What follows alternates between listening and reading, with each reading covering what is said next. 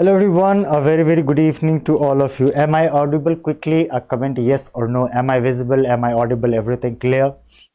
Quickly say yes or no. So today is a very interesting class. So when we talk about this unit, so today is the first lecture on this unit after this language and pedagogy that we were covering for the last I think 3 classes. So yesterday, due to some technical issues, that rapid fire were not conducted properly. So that's why I have also included some questions from tomorrow's rapid fire, and quickly after that we are going to start with literary terms and devices. So quickly join in around 1 or 2 minutes. We will wait and then we will quickly start. Good evening. Hello, good evening. So quickly join, guys. We are going to start with literary terms and devices, where we will also see that how from this unit around 3 to 4 questions are very much prominent in your examination.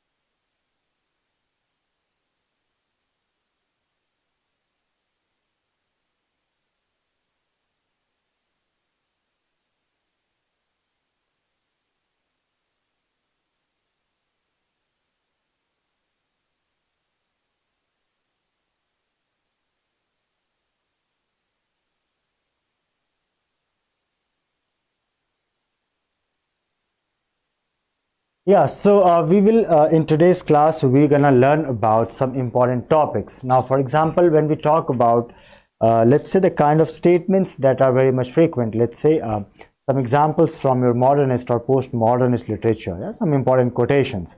So in that sense, through this literary terms and devices unit, we will also try to complete the top let's say the top 100 quotations or 150 quotations from the entire British literature or the English literature. Okay, so that will also be one of the agenda that we are going to cover in our in today's class. And also we have dedicated 3 classes to literary terms and devices. Now we all know that these classes, these topics cannot be limited within a certain duration, so there are kind of limitations.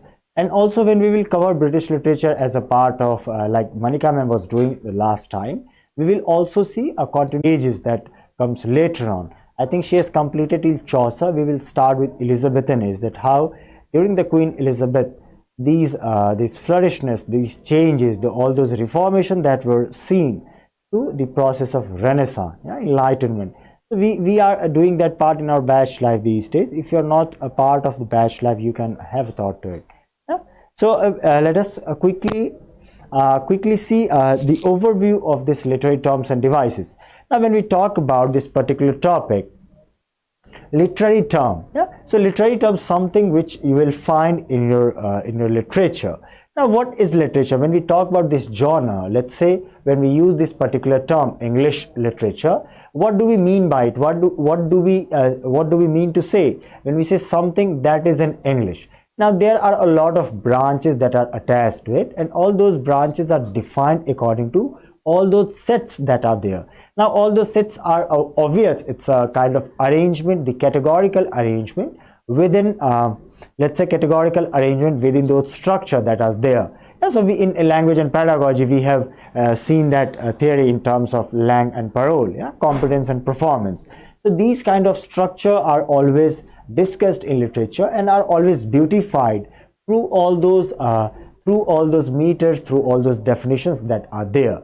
Now one of the question that literary terms and devices, these will ask one of the important question, and that question is that when you approach a literary text, what are the different modes, what are the different discourses, because literary terms are also a discourse. For example, when we talk about this movement, now when we talk about this movement, for example the romantic movement, now romantic movement, romantic itself is a term, romantic movement also is a term which you will find which you will find getting definition in each and every other text, a glossary of literary terms by, let's say, M.H.A. Brown. So in this textbook you will find the definitions of literary movements, also literary terms that are there, the term which encompasses not only one idea but a combination of all those theory, combination of all those let's say a distinct mode of thought that originated at a distinct period of time. So in that sense, literary terms and devices can be understood. Now when we talk about devices, what is a device? Device is something which helps us to reach somewhere. Now device, let's say to ease our job, to ease our work. Let's say when I say electronic device, it means it will use certain kind of mechanism in order to produce something, and that production will be in the form of light. So in that sense we define the electronic devices. So we also have electronic gadgets. So these devices are something which always combines itself with all those notions which are very much beneficial. So this literary devices means all those terms, all those movements that are there, under which we will understand the various terms that we frequently encounter in our English literature or in our novels, in our any work of language that is out there. So this is the entire framework we can see. And also for example, when we talk about the movements, the literary movement in particular, we talk about the movement that is very much unique and that is very much particular, also as a reaction to its precedent, for example, to its precedent, so that they can also refer to something unique that are out there. So on the basis of all these uniqueness, we have defined and we have tried to define this particular term. Okay, literary movement, for example, surrealism, arts for art's sake. Modernism is also a kind of literary movement. Postmodernism is also a kind of literary movement. So literary terms and devices and movements, we can add further one more category, that is movement along with literary terms and devices. Reason being, because these terms and devices will only get it complete definition when we try to understand it through, and it is only possible through understanding, let's say it is only possible through, just hold on for a second. So it is only possible through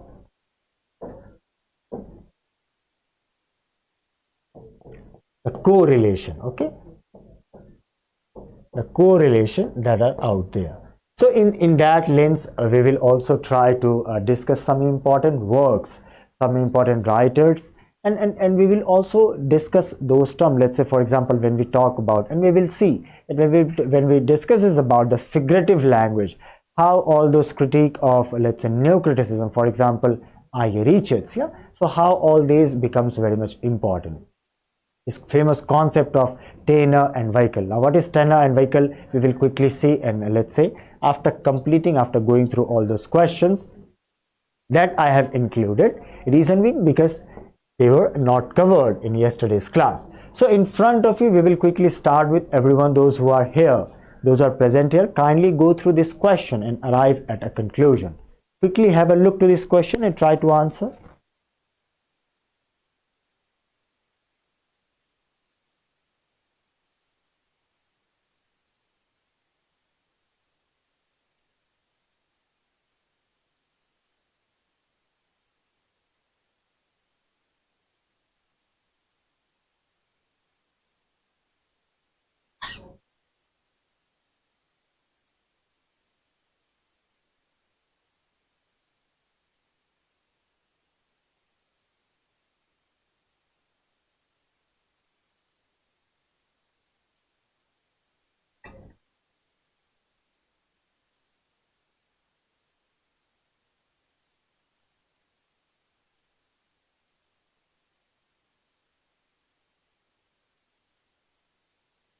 Yeah, so this question becomes very much important. Let's say it is PYQ from your English, paper 2.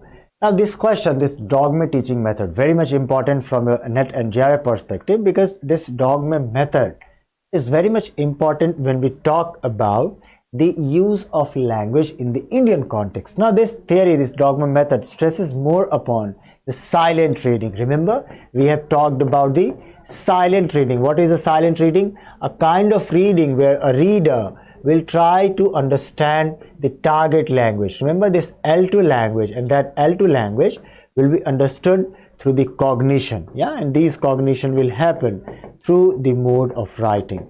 So this is the dogma method. Now the question here, this method does not use any written material like textbook, etc. It's teaching based on conversation. So this dogma method, it stresses more upon the silent way of reading, and later on a kind of conversation. Yeah, for example, in primary schools, when I was in primary school, the method was the silent reading, after that a loud reading, and then afterwards later on discussion. So this kind of method is very much prominent in our Indian context. Okay, so that's why this dogma method is very much important. Please do not forget this one. Yeah, so the answer is option number B, that is dogma language teaching method. Okay, so this is the correct answer. Now question number 2 for you guys, that is, it is one of the methods to teach grammar. It is used with learners who have acquired some English. Yeah, so understand this word, this clue here. Okay, just understand this clue and try to approach this question from particular to general. These are the key terms that we have defined under the category of, remember, this inductive and deductive.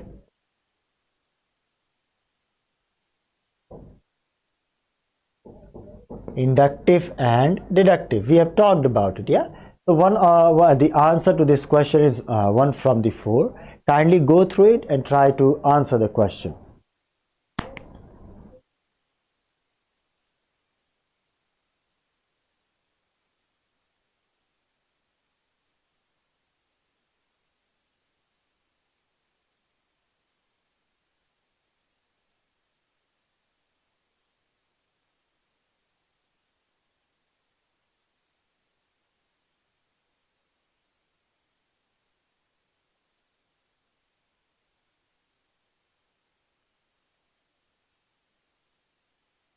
Okay, so the question says that it is one of the methods to teach grammar. Remember when we talked about this grammar learning or the grammar translation method, remember we talked about that there were 2 kind of school. Now one kind of school talked about teaching the rules of grammar first, yeah, teaching the rules of grammar first, and then apply this grammar theory into understanding the language, yeah, the target language, the L2. But the opposite, which said that no, indirect method. Remember that the direct method says that in order to understand the target language, the L2 language, a learner needs to confront himself within the target language, the L2 language, by understanding the language and then understanding the structure. This is called the direct method. So first, let's say when I say that a subject plus verb agreement needs to be there, yeah, so whenever we say that subject verb agreement needs to be there, we mean to say that, just hold on for a second.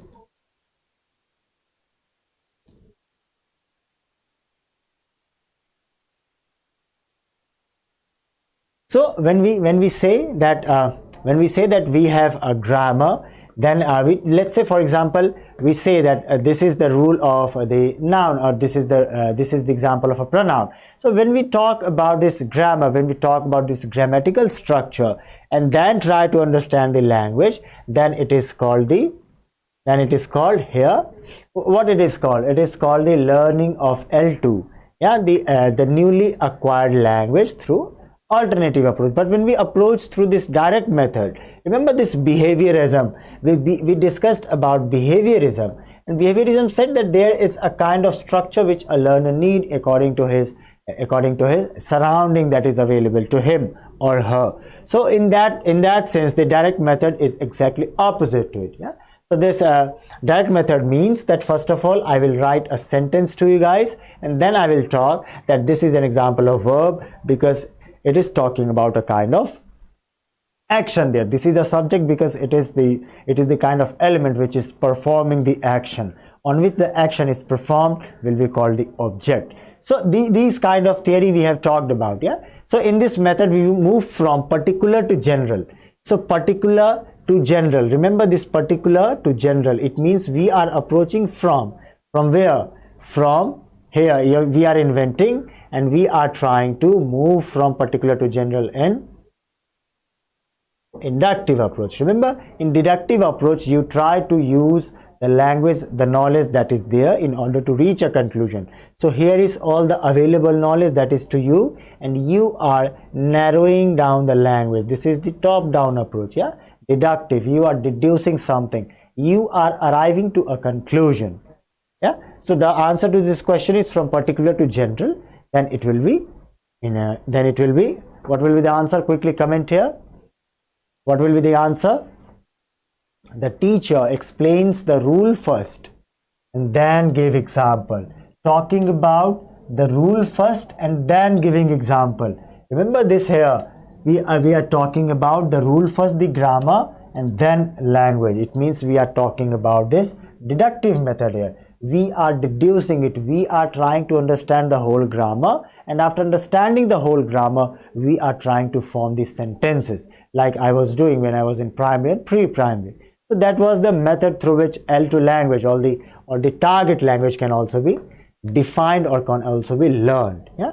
So the correct answer will become now the deductive method. Yeah, because it is talking about that you are explaining the rule first. The rule means the universal knowledge that you have, the general knowledge, and then you are understanding it through example. It means you are going to the particular. So whenever this universal to this particular, it is called the deductive approach.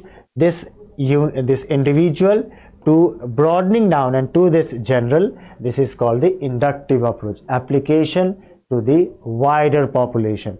So the correct answer will be option number C. Okay, clear everyone? Yeah. So now let us move on to the next question that we have here. That is, what does idioglossia mean? So we have talked about idioglossia in our yesterday's class. Remember, what is idiolect? Idiolect and idioglossia we have talked about. Idiolect means a kind of language that an individual performs. Yeah, that an individual performs. This is called the idiolect. Now this individual performance can also be according to the ethnicity that he or she might have. So this ethnicity will be defined in terms of the native. So when we talk about this native language is the L1. So idiolect is the L1 language that any individual try to exercise it in his day-to-day life. Okay, so this L1 language is called the idiolect. Now the glossary, the combination of all those symbols, the combination of all those words, all those meanings that are there, that is called idioglossia. For example, let's say I am uttering some sentences, some words in a particular way. Now this is idiolect, but I am taking these words from all those dictionary that are there. It will also include the verbal expression, the gesture that I am using in this classroom. So that is called the idioglossia, a dictionary of all those terms that a person use in his or her day-to-day life. Yeah.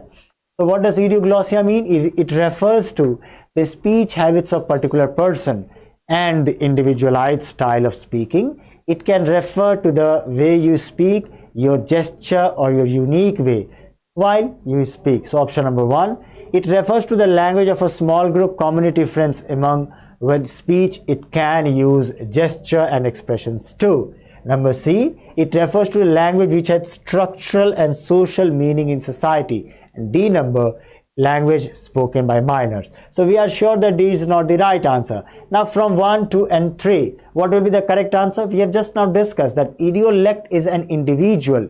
Idioglossia is the dictionary. It means the kind of language that the society uses, a small group, yeah, a small community. When it is idiolect, it refers to this particular person. But when we talk about this idioglossia, we are talking in terms of a combination of all those individuals that are there. That's why in that sense option number B becomes the right answer to this question. Clear? Yeah, clear. So take a screenshot, whatsoever, take a notes, whatsoever you want to do here, so that we can move to the next question for the day.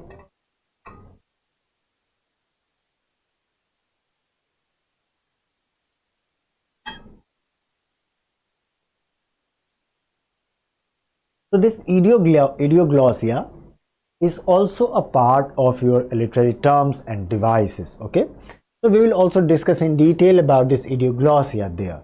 We will see that how idioglossia, or how the native language, the native culture or the folk culture that Bhaktin describes in his Rebellia and his world, while theorizing about how language interplay within an individual and the society. Yeah, so we will talk about that idiolect or idioglossia, and we will also talk about that heteroglossia that he talks. Yeah, so idioglossia, the opposite is heteroglossia. Okay, heteroglossia, language of one small community, but when we refer to the language of each and every other community that is there, then it will become heteroglossia. Okay, so idioglossia one, heteroglossia is the existence of multiplicity of language in Bakhtinian terms. Yeah, so we will discuss that when we will refer to the heteroglossia by Mikhail Bakhtin. Now the concept of TBLL, remember while I was teaching this task-based language learning, when any people, when they go to do some professional activity, while they are engaged in some kind of work, then definitely they need to impart some training to themselves. Now those training can also be in other language or some code language also. In that sense, we have talked about the nuclear English that we have, the language that are used by the submariners that are there. Yeah, so these kind of languages, they have limited vocabulary. For example, nuclear English has 1000 vocabulary. We talk about the globish language, global plus English, a kind of language that United States uses, consisting of, let's say, total 1500 vocabulary. So these kind of newly immersed concepts are very much important from the examination perspective. Yeah, so please do not forget this. So this concept of task-based language learning means that before engaging in any kind of work, you are engaged in some kind of task. So according to some linguists, any language can learn also by assigning or engaging the readers or the learner in some task, and according to that task they will understand the language. Now those tasks can also include some oral form or some verbal form. Reason being, because oral form will include memorizing some facts, memorizing some poem, or written fact means let's say they writing down something on a piece of paper as a part of test. Yeah, so this is the concept of task-based language learning, where you try to write down something, you also include reading aspect, you also include the writing aspect. Okay, some physical activity can also be there, some physical gesture. For example, let's say if you try to make someone learn by throwing a ball, let's say one ball, now you throw two ball, then three ball, then four ball, so he will understand both of them together, a digit, a number, and a language. So these combinatory methods are also sometimes used in our task-based language learning. Now who coined it? We all know it's option number A, that is N.S. Prabhu, who coined this term task-based language learning. Yeah? Clear? Yeah. So now we will quickly move on to the next question, that is the last question I think for the day, that it is a response to the direct method. This method focuses on the English language need of the Indians. Remember, we have talked about it just now. Learner in India need to read English, write it, speak it, and then comprehend it. Remember, teachers lay more emphasis on the habit of silent reading to improve reading comprehension. Which method? Who proposed this method? Quickly answer. Quickly have a look. Try to answer.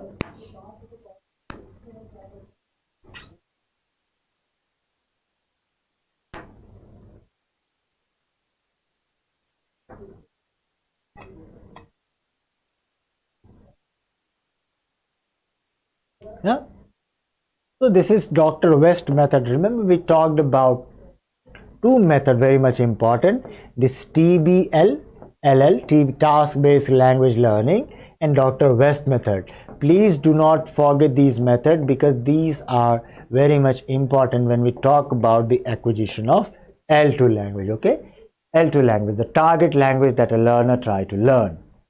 Now, so this in Dr. West method, it is a response to direct method. Direct method means that you need first of all to go through the language that is there, let's say the target language L2 will be learnt in L2 language only. It means the target language only. So they focused much more upon this target language. Yeah, this target language was very much important in direct method. So according to them, a learner can acquire a L2 language by focusing upon the structure that is there, by first of all writing down something that is in the target language. For example, like uttering something, then understanding it in parts, or writing something, then understanding the underlying rule that is out there to understand that particular narrative that is out there. So it is a response to the direct method. Okay, very much important because it focuses upon the Indian context. Yeah, so Dr. West is the method. Everyone clear? So far, everyone clear? Because you are not answering this question, have you not been able to understand, or it's just that it's your first class? Quickly, these kind of questions you will encounter very much frequently in your examination. Yeah, just hold on for a second.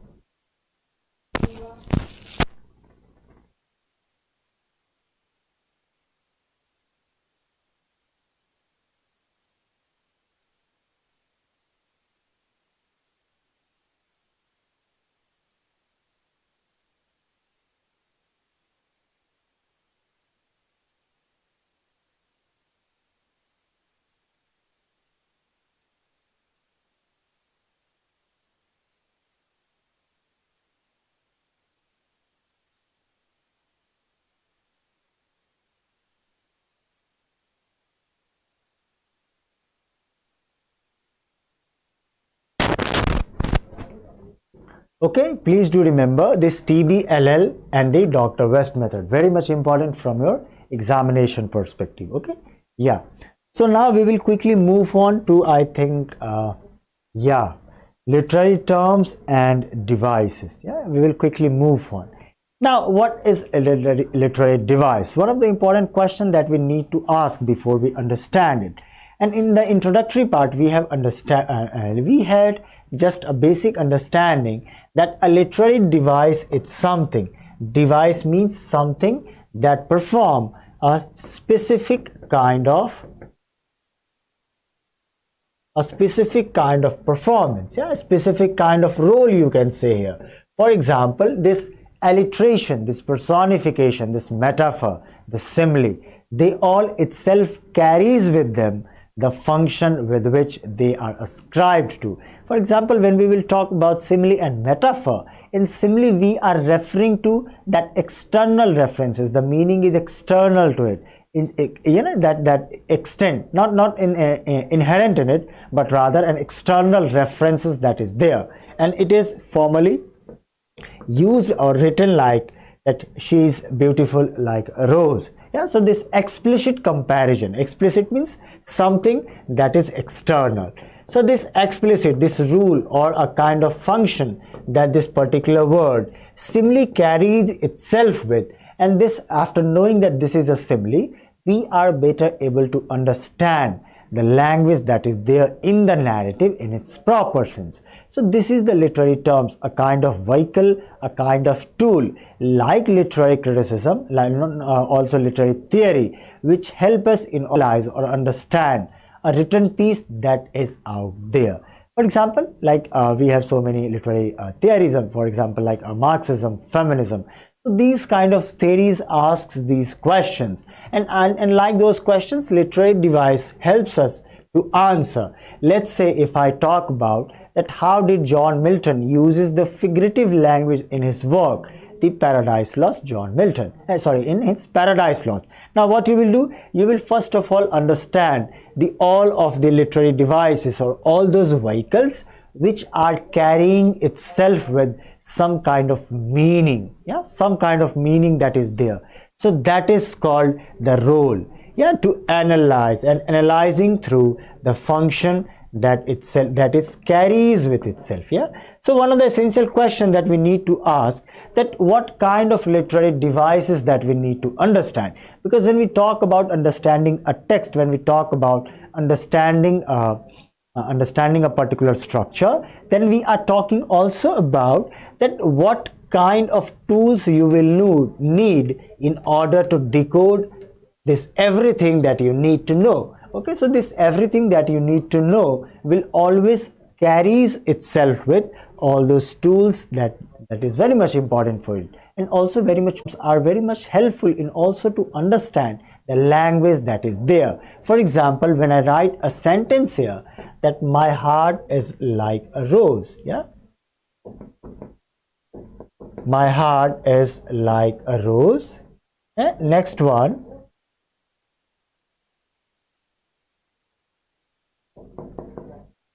my heart is red rose. So in these two sentence you will notice this like here. So explicit meaning, it means it is very much similar to that structure but not that structure. So these kind of let's say for example, when we talk about anaphora, when we talk about anapest, when we talk about comedy, when we talk about tragedy, these all are the literary terms. Yeah, so comedy, tragedy, when we talk about diatribe, when we talk about that any kind of narrative devices or any stylistic devices that are there which magnifies or which exemplifies the meaning of a text, that is called the literary devices. Yeah, so we will quickly after defining these literary terms and devices, I think we should quickly start to have a look upon first of all the figurative kind of devices. Figurative means something that points towards something. So we will discuss that part.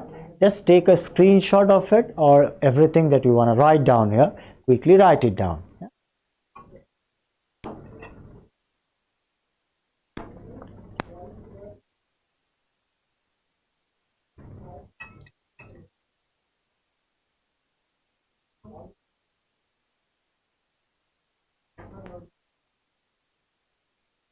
Okay, I think all of you are done. Now let us quickly move on and discuss some of the important literary terms that are there. Now on your screen you will first see that figurative language. Yeah, this figurative language. Now what is figurative language? Figurative language, a kind of language, just now like we discussed, a kind of language which will represent which will be used in order to figure something. Yeah, F-I-G-U-R-E. Now when you understand this word figure, understanding the entire word carries in fact the entire meaning of this figurative language. Now what is a figure? First of all, we need to understand, let's say that when we utter something like when we utter something like what is the how much figure you earn, yeah, how much does it. So what are these? Let's say this very famous example, very prominent also, that how much zero, not much, how many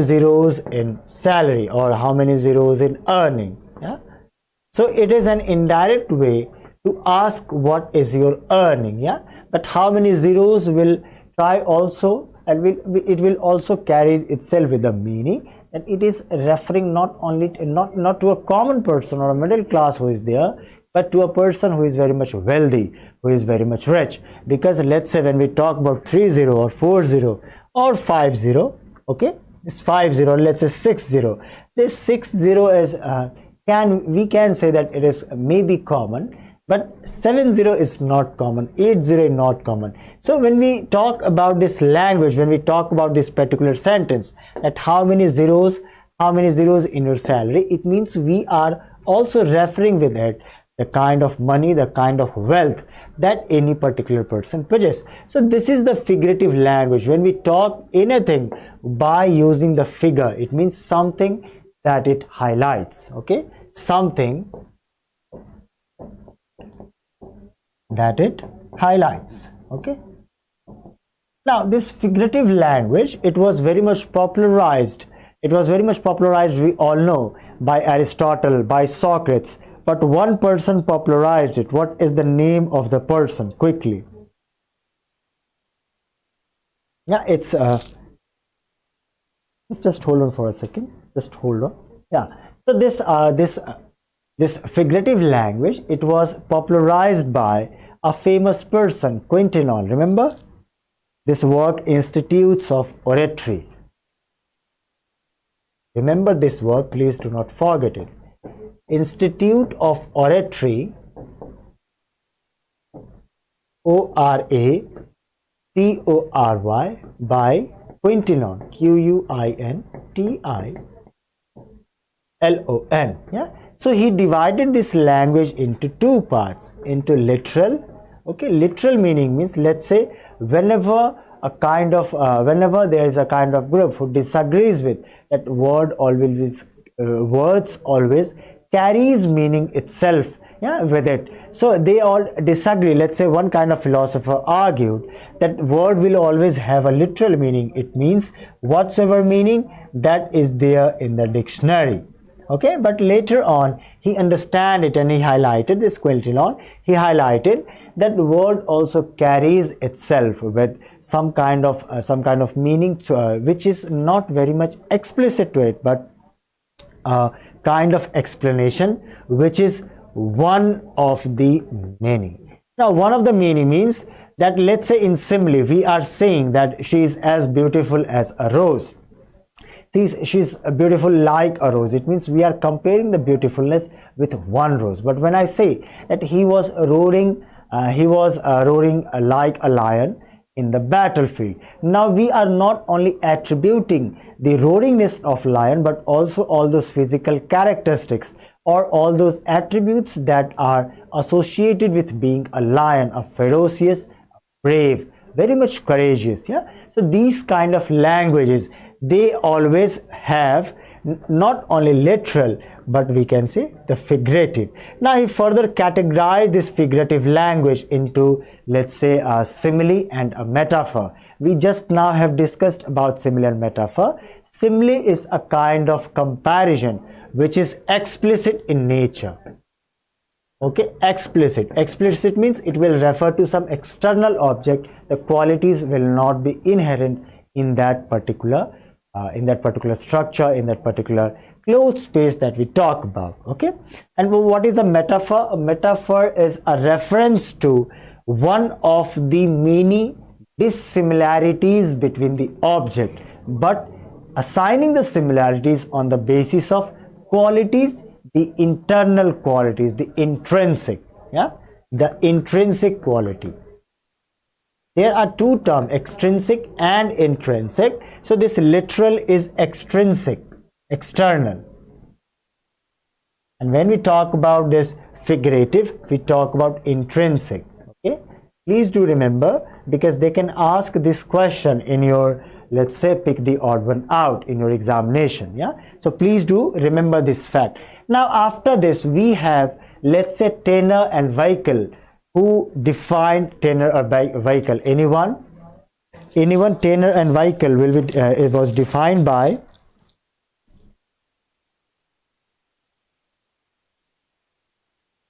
(1936) Philosophy of Language. 1936 Philosophy of Language by I.A. Richards. Yeah. So I.A. Richards, along with all those new critique, they tried to define the language, and while defining and understanding the pattern, they also understand the pattern in terms of how those meanings will be conveyed. For example, when I utter this word, this sentence, for example, that very famous example from John Keats, and let me to Keats to autumn. Yeah, let me quickly write down here.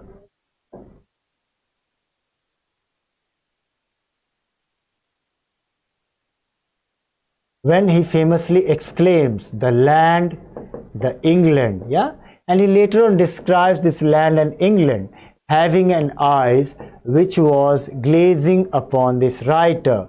The Keats, the famous poem is from the autumn. So when he says this word, that the island of England was gazing upon him, or we can say having a look upon him, then this will be defined under, let's say, this metaphor. Yeah, some implicit, a non-living thing is being ascribed with some kind of characteristics that are out there. Yeah, so we will talk about these figurative language in this slide also. We can have a look, for example, from Daffodils by William Wordsworth. Now if you read those lines, a host of golden daffodils beside the lake, beneath the trees, fluttering and dancing in the breeze, continuous as the stars that shine and twinkle on the Milky Way. The kind of language, the kind of comparison that you will see here, you will definitely refer to some kind of pictorial image that will be produced in your mind when you will have a look to these sentences. Yeah, a host of golden daffodils beside the lake, beneath the trees, fluttering and dancing. Yeah, so this fluttering and dancing in the breeze, as if that daffodils is some kind of a human, some kind of an individual. Yeah, and this fluttering and dancing is a kind of emotions. Yeah, and when we talk about these emotions, when we compare this simile with the happiness of the daffodils, then we definitely can say here that this is the implicit metaphor. Yeah, so implicit metaphor has two further category. Okay, implicit metaphor means the metaphor or the comparison that is not directly mentioned here. So fluttering and dancing in the breeze is a statement where we cannot find any living being that is there, but still it is representing, it is by our understanding. We talk about that this fluttering and dancing is about this daffodil here. When I talk about that, let's say on some person's death, if I talk about that he cannot, you can very famous line, yeah, that reed was too frail to survive the storm of its sorrow. Yeah, that reed was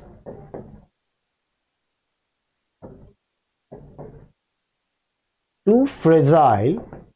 Yeah, that reed was too fragile to handle its own sorrows. Yeah, the homework for you guys is you need to find out from which work this famous sentence has been taken, yeah, in this classroom. So when you refer to this sentence here, that is that reed was too fragile, yeah, to handle its own, you know, its own sorrows, then we definitely, if we try to refer to, let's say in the context of if someone has deceased or if someone has died, then we understand that that reed refers to the person that is out there, yeah, the person who is working.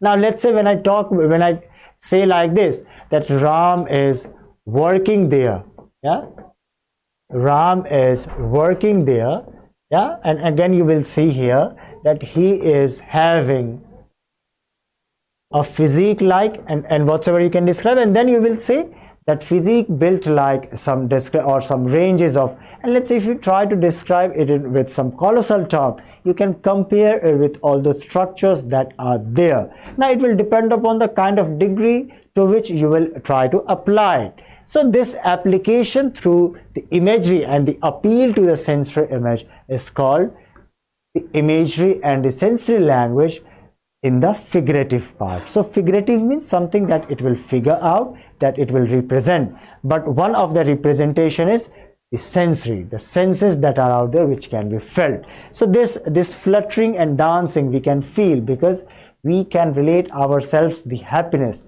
whenever a kind of jubilant movement is there. Yeah, so this is the kind of let's say definition that this has. Now the next one is simile. We have just now talked about it, that whenever there is a comparison of two things that are essentially different, when we use this word like or as, for example, my love is like a red rose. Yeah, so my love becomes the subject here. According to IFAS, this is the tenor.